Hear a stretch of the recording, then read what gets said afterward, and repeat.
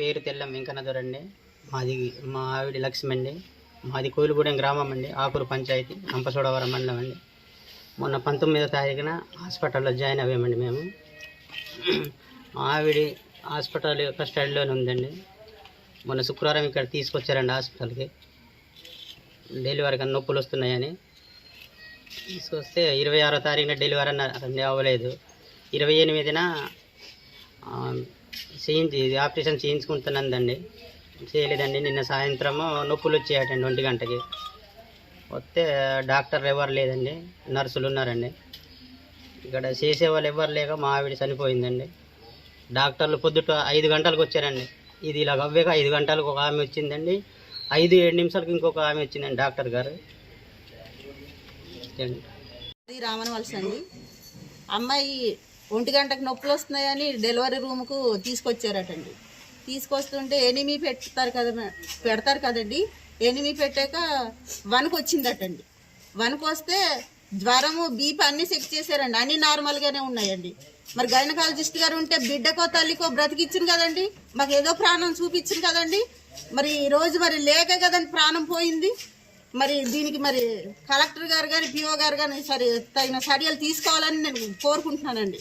ఉంటే బ్రతుకును కదండి, తల్లి బిడ్డ ఇద్దరిలో ఎవరికొకటి బ్రతికిచ్చింది కదండి డాక్టర్ గారు ఉంటే. డాక్టర్ గారు లేదు కాబట్టి ఇది జరిగిందండి. నా పేరు తెల్లం వెంకన్నదొరండి. మా ఆవిడ లక్ష్మి అండి. మాది కోయిలగూడెం గ్రామం, రంపచోడవరం మండలం అండి.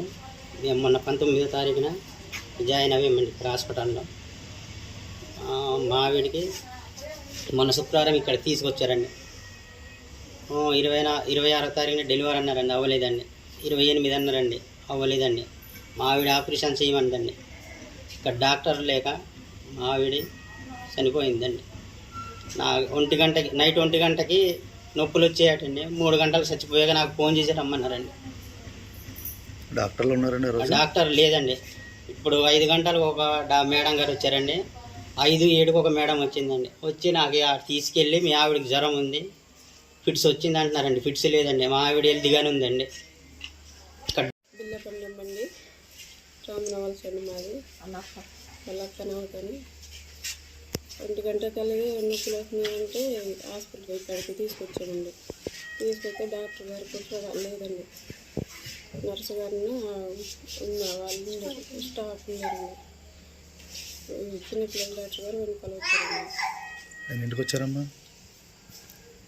ఆక్సిజన్ 3 ఆ టైంకి వచ్చారండి.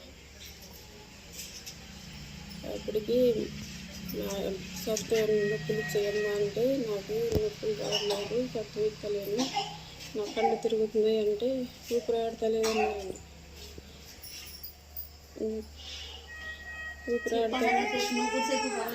అప్పుడు నువ్వు భయపడి నా దగ్గరకు వచ్చిందండి.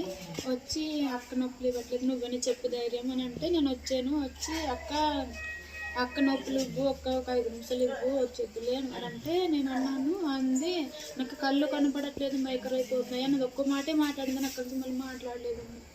నర్సులు అడిగితే ఏమైంది ఏంటి అడిగి చెప్పంటే కళ్ళు అయితే కనపడట్లేదు అని ఒకే మాట ఉందండి. అక్కడి నుంచి ఇంకొకరికి ఏం మాట్లాడలేదండి.